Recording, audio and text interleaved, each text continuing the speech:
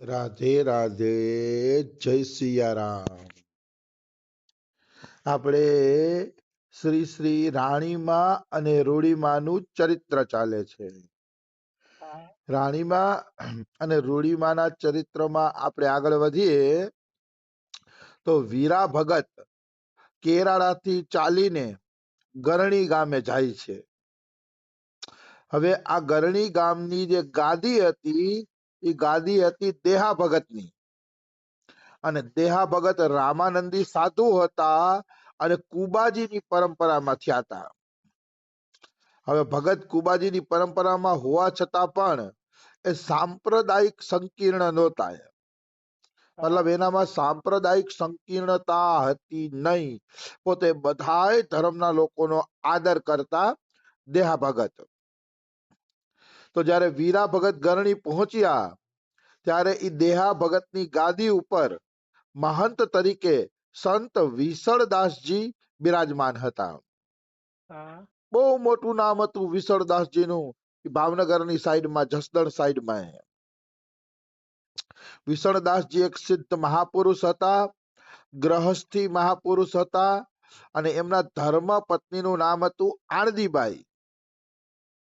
આણંદીબાઈ આણંદીબાઈ પણ સારા સ્વભાવના હતા, સંતોની પ્રેમથી સેવા કરતા હતા, અને પાંચાળમાં એમની ખૂબ શાખ હતી. પાંચાળ પ્રદેશમાં આમની ખૂબ જ ઊંચી શાખ હતી.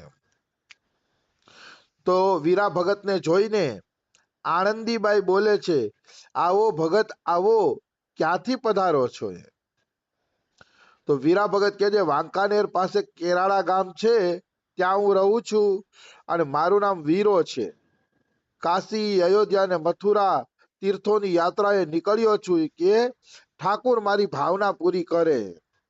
ઠાકુરના ભરોસે નીકળો છું કે, અને અહીંયા વિસળદાસજી બાપુના આશીર્વાદ લેવા આવ્યો છું કે વિસળદાસજીના આશીર્વાદ લેતો જાવ. ત્યાં તો મંદિરમાંથી સેવા પૂજા કરીને વિસળદાસજી મહારાજ બારે આવ્યા.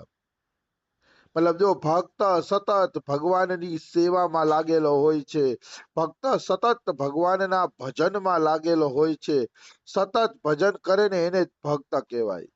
પછી સતત, હા, પણ સતત ભજનમાં તમે પછી સેવા કરી શકો, નામ કરી શકો, કીર્તન કરી શકો, જે તમને અનુકૂળ આવે એ કરી શકો, પણ સતત ભજન કરે ને એને ભક્ત કહેવાય.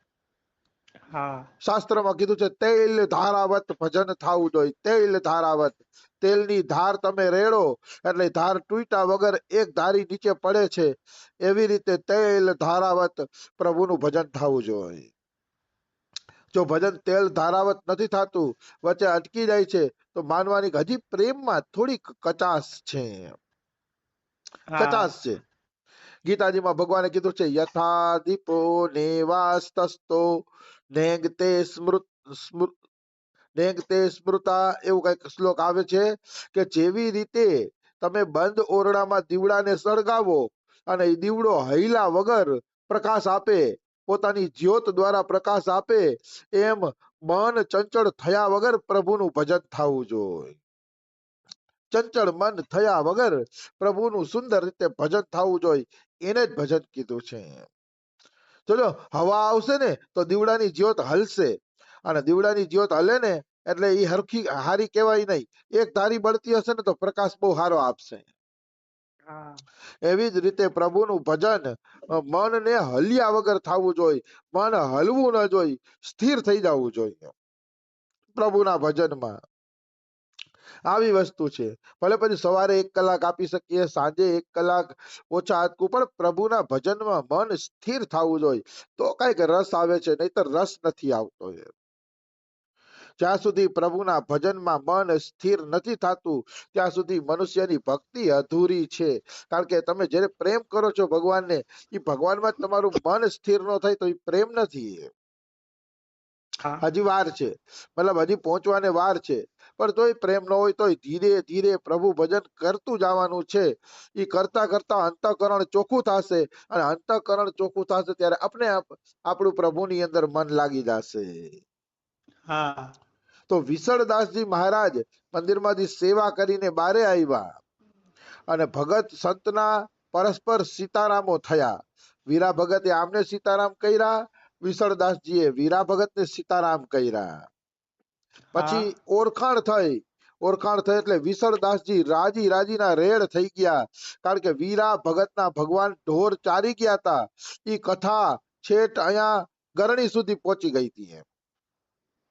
છેટ ગરણી સુધી આ ભગતની સુવાસ છે ને એ ફેલાતી જ હોય છે. આજે તો છે મીડિયા દ્વારા સુવાસ ફેલાવવાની કોશિશ કરે છે, એમ કાંઈ સુવાસ ન ફેલાય. ભક્તોની સુવાસ તો છે ને બોલવું ન પડે, अपने आप સીમાડા વટાવીને ભક્તની સુવાસ ફેલાઈ જાય છે. જેમ આપણે આપણા ઘરમાં અગરબત્તી સળગાવીએ, ધૂપબત્તી સળગાવીએ તો એની સુવાસ अपने आप ઘરના સીમાડા તોડીને બહાર નીકળી જાય છે, અને બહાર પણ ઘણાને ખબર પડી જાય છે કે ભગતના ઘરમાં સારી માયલી અગરબત્તી આવી ગઈ છે. સુગંધ કેવી આવે છે. એવી રીતે ભક્તએ પોતાના પ્રચાર માટે મીડિયાનો આધાર ન લેવો પડે. મીડિયાનો આધાર લઈને પ્રચાર થાય ને ખોખરો પ્રચાર કહેવાય, ખોખલો પ્રચાર છે ઈ. અરે ભક્ત સાચી રીતે ભજન કરે ને તો એની સુગંધી સીમાડા તોડીને બહાર નીકળી જાય છે, અને જ્યાં પહોંચવી હોય ને ત્યાં પહોંચી જાય છે.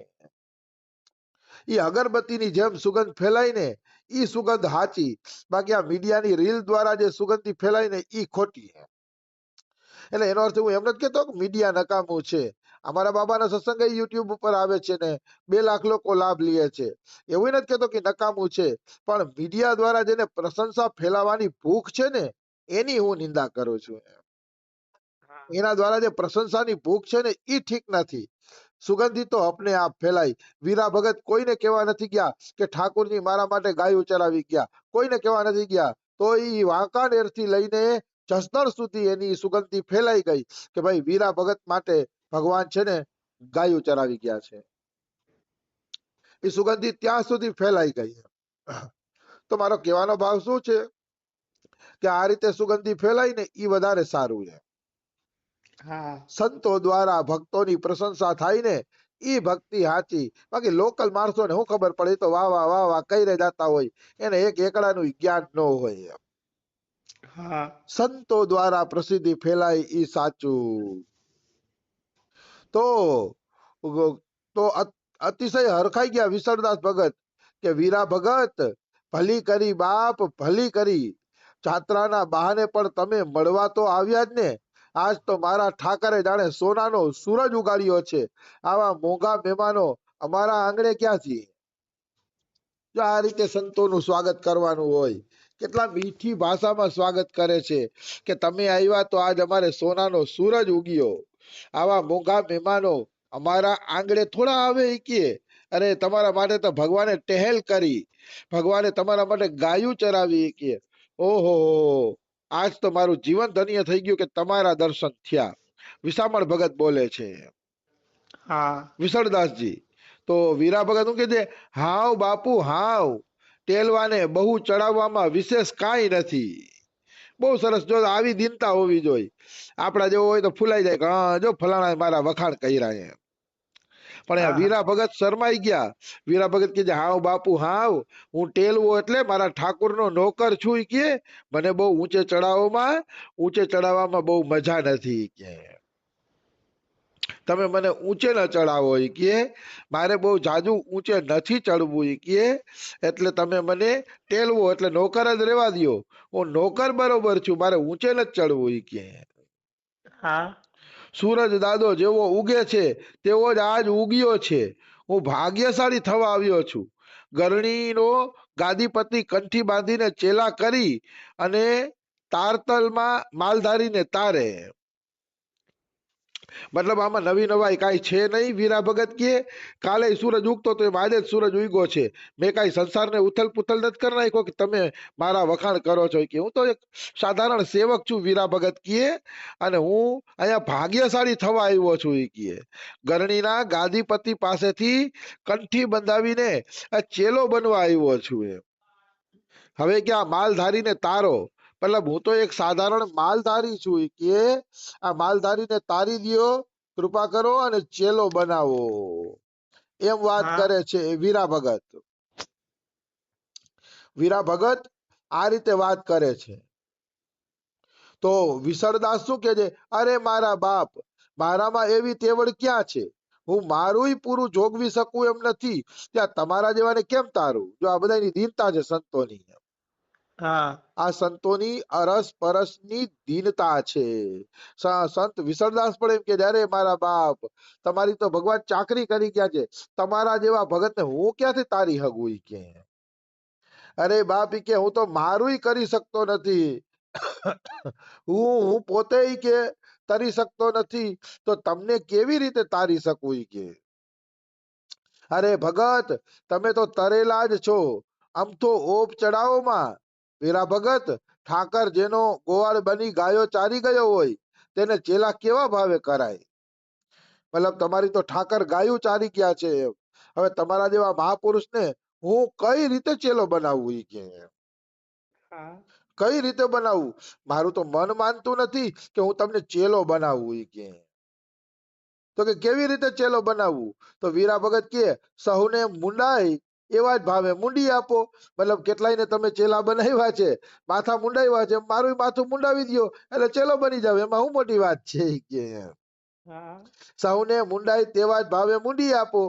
બાપુ, તમે તો સંતના ઘર ગણાવો, અમારા તો પરમેશ્વર છો. વૈકુંઠ વાળો કેણે જોયો છે, આપ જ અમારા વૈકુંઠ વાળા હાજરા હાજુર અને બોલતા ચાલતા ભગવાન છો. આ બહુ અગત્યની વાત છે. એમ કે છે કે બીજાને મુંડા એમ અમને પણ મુંડીને સંત બનાવી દો એમ. હા બીજાને જેમ તમે ચેલા બનાવો છો એમ અમને પણ ચેલા બનાવી દો ઈ કે, અને તમે તો અમારા પરમેશ્વર છો ઈ કે. વીરા ભગત કે અમે વૈકુંઠ વાળાને તો જોયો નથી, પણ તમારા રૂપમાં જ અમને વૈકુંઠ વાળો હાજરા હાજુર દેખાય છે. તમે જ અમારા બોલતા ચાલતા ભગવાન છો. તો જ્યાં સુધી ગુરુમાં આવી નિષ્ઠા નો થાય ને, ત્યાં સુધી કોઈ પાસે દીક્ષા નો લેવી જોઈએ. હા દીક્ષા ત્યારે લ્યો જ્યારે વીરા ભગત જેવી નિષ્ઠા બની જાય કે અમારા માટે તો તમે જ વૈકુંઠ વાળા છો. વૈકુંઠ વાળા ભગવાનને અમે જોયો નથી, પણ તમે બોલો છો તો તમારા રૂપમાં વૈકુંઠ વાળો જ બોલે છે ને, એવો અમને ભાવ થાય છે. ગુરુમાં આવી નિષ્ઠા હોવી જોઈએ, પછી જ એને ચેલો બનાવવા જોઈએ. અને સાચો ગુરુ છે ને, એ ચેલાને પણ પરખવાનો ટાઈમ આપશે. તરત જ કંઠી બાંધી દે ને, માનવાનું કે ગુરુને ચેલા બનાવવાની લાલચ છે. જે ગુરુને ચેલા બનાવવાની લાલચ હોય ને, ઈ જ વ્યક્તિ તરત કંઠી બાંધે. સાચો ગુરુ તો ચેલાને પરખવા દેશે કે પરખો, એક એક શાસ્ત્રના લક્ષણ અમારામાં છે કે નહીં જુઓ, અને જોઈને પછી કંઠી બાંધશે. એ મેં અમારા બાબામાં એ સિસ્ટમ જોઈ. અમારા બાબા ત્યાં 7-8 મહિના 2 વર્ષ ઘણા ધક્કા ખાય છે, તો એ માંડ માંડ ખાલી હરિનામ દીક્ષા જ મળે છે, ખાલી હરિનામ દીક્ષા. એટલું સહજ નથી મહાપુરુષો પાસે દીક્ષા લેવું એ. આવી વસ્તુ છે. એ તો અતિશય કૃપા હોય તો મહાપુરુષો પાસેથી દીક્ષા મળે છે, નહીતર મળતી નથી. આવી વાત છે. તો કે સૌને મુંડા એ મુંડી દ્યો, અમારા માટે તો તમે જ ભગવાન છો ઈ કે, અમે તો ભગવાનને જોયા નથી. અને પછી કહે છે હરિ ગુરુ સંતમાં જુદાઈ જાણનારા કાળમુખાઓ રૌરવ નરકમાં પડે છે. આમ અમે અનેક સંતોના મુખેથી સાંભળ્યું છે. વીરા ભગત એમ કે છે કે જે સંતમાં, ભગવાનમાં અને ગુરુમાં જુદાઈ રાખે ને, એ બધા રૌરવ નરકમાં પડે છે. આ બહુ અગત્યની વાત છે. જો કે આના ઉપર કાલ વિશેષ પ્રવચન કરશે. પણ હરિ ગુરુ સંતનસો સાચો, સોઈ ભક્ત સાચો સહી. ભક્તમાલમાં એવું આવે છે, હરિ ગુરુ અને સંતો પાસે ખોટું ન રહેવું જોઈએ. અહીંયા જરા પણ કપટ કરે છે તો એ સાચો ચેલો નથી. સાચો ચેલો ઈ જ છે કે હરિ ગુરુ અને ભક્ત પાસે સાચો રહીએ, મનની બધી સાચી વાત કહી દઈએ, ઉકેલી નાખે, ઈ જ સાચો ભક્ત છે. એમાં કોઈ એટલે કોઈ શંકા નથી. એટલે વીરા ભગત એમ કે છે મહારાજ, અમે તો સંતો પાસે સાંભળ્યું છે કે સંત ભગવાન અને ગુરુમાં ભેદ ન કરવો જોઈએ, એટલે તમે જ અમારા ભગવાન છો. હવે કંઠી આપી દો કે તો સુખેથી હું કે આગળની જાત્રા કરું એમ. તમારી પાસે હું કંઠી લેવા માટે જ આવ્યો છું એમ. તો હવે વિસળ ભગત શું જવાબ આપશે, એ જવાબ આપણે કાલે લઈ લેશી. રાધે રાધે, જય સિયા રામ.